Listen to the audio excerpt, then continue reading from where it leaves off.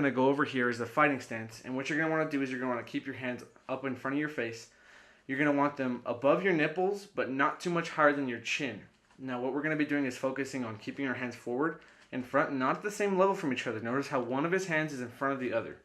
We're going to go to the feet now, and his feet are going to be a little bit wider than shoulder width apart.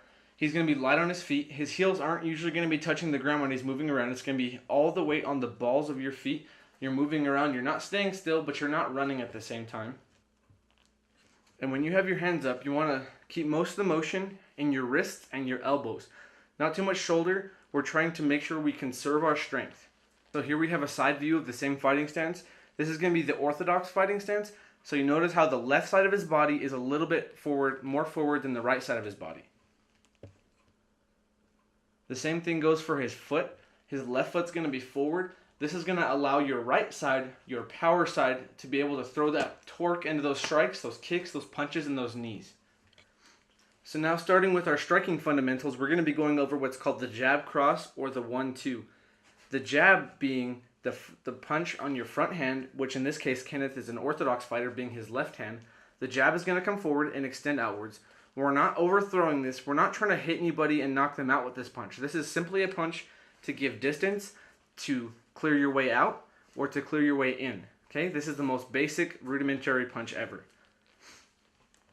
Alright, so now we're going to move on to the cross. The cross is the power punch, which is from his right hand or his power hand.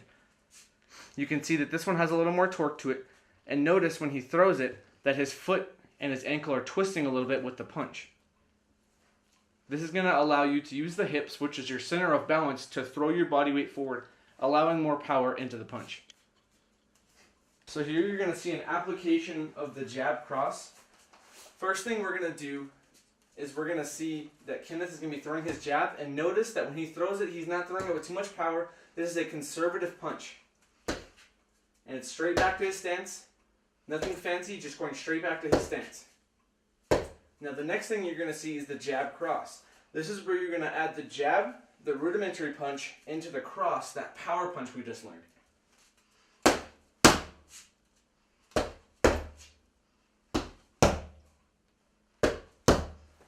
Notice his hips are moving with the punch.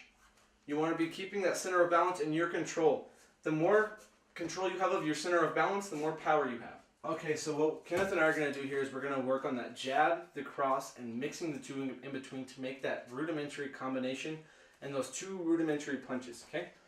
Notice how both of us are in our orthodox stance. This is for right-handed fighters with our left foot forward, okay? So Kenneth is going to throw me his jab. Notice that he is conserving his energy. He's not throwing it out there. He's just kind of, in his fighting stance, coming it and throwing it straight back into his position. He doesn't want to have his jab and then have his hand out here. He wants to throw it and bring it back straight into his fighting stance. So we're going to see the jab.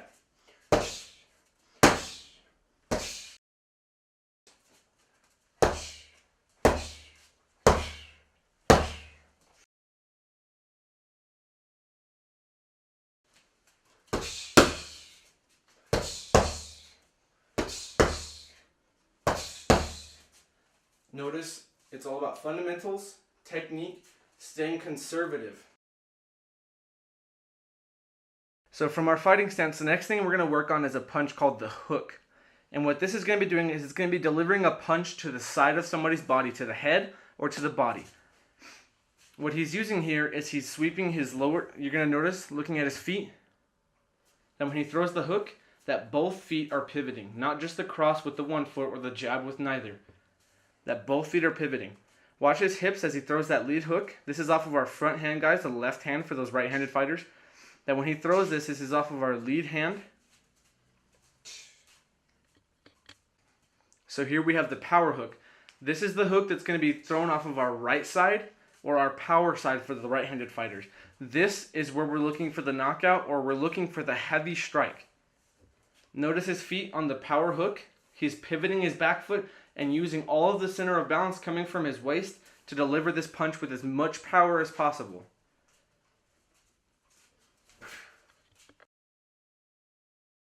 Yeah. The next punch we have is called the uppercut. This is the lead uppercut. It's going to be delivered from his lead hand again, coming from the front side, going to deliver towards the body or the face, the chin area of the opponent. Watch his feet. He's not moving his feet necessarily, but all is coming from the center of balance, which is going to be coming from with all of these punches.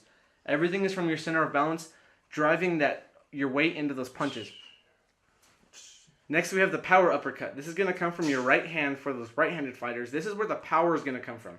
We had the lead uppercut, but now we're just working on that power uppercut. Notice that his entire body is moving with that uppercut. Watch his level change of his body. He's coming down anywhere from 6 to 8 inches and driving his body straight upwards again. You're manipulating your center of balance to use your body weight into those punches. So we're going to demonstrate the application of the hooks in our punches. First, we're going to start with that lead hook that we were talking about. It's going to be coming from your left hand, and make sure you're twisting your hips and you're twisting your foot with that punch.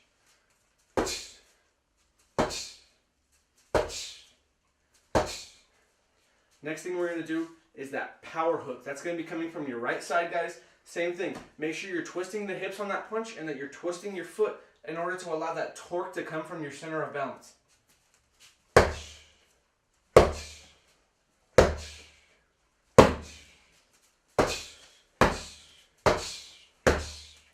Okay, so the next punch we're going to be working on is the lead uppercut. This is coming from the front, and you're going to be using your lead hand, your left hand for right-handed fighters, and you're going to be delivering it using your hips and dropping your level anywhere from 6 to 8 inches and coming straight back up using your body weight in order to deliver the punch with more power. Okay?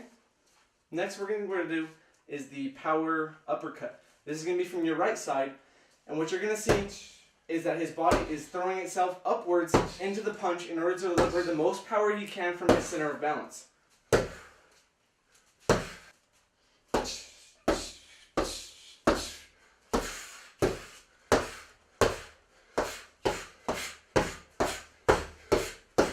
Notice when he throws the punch that his hips are twisting with each one, respecting the power and throwing his torque into each respective punch.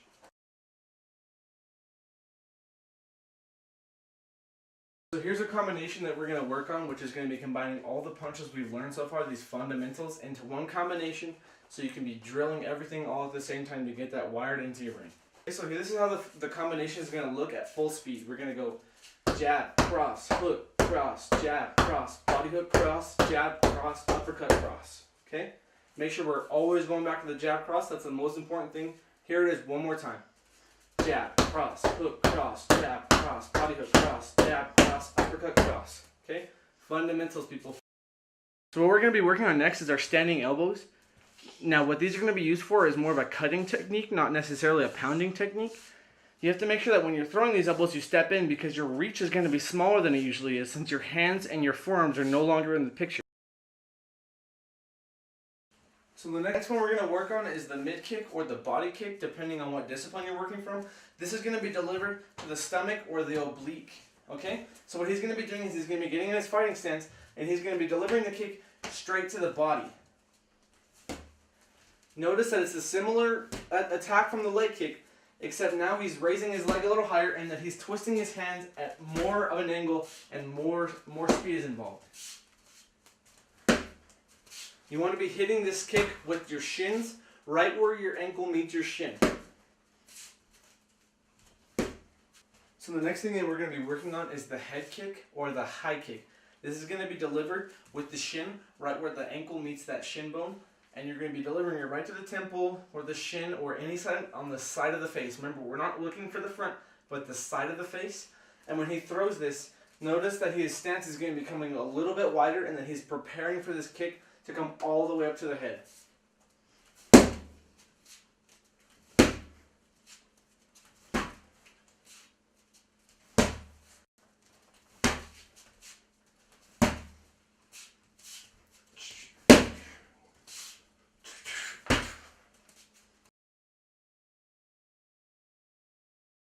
The snap kick is going to be landing at the face, and what you're going to be doing is you're going to be hitting your opponent, and instead of him coming in and you defending yourself, you're going to be attacking him to keep him backwards or hopefully knocking him out.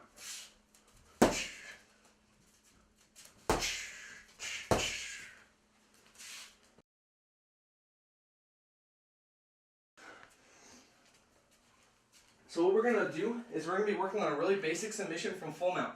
This is what's called the arm bar.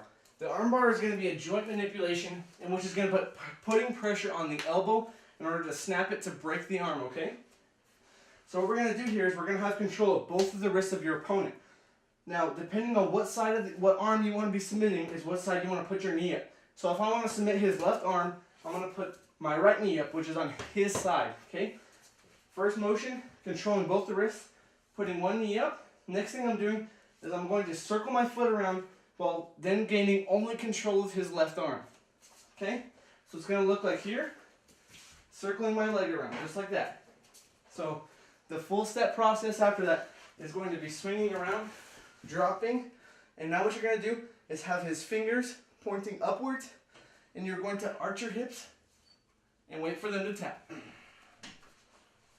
going to show you what that looks like one more time.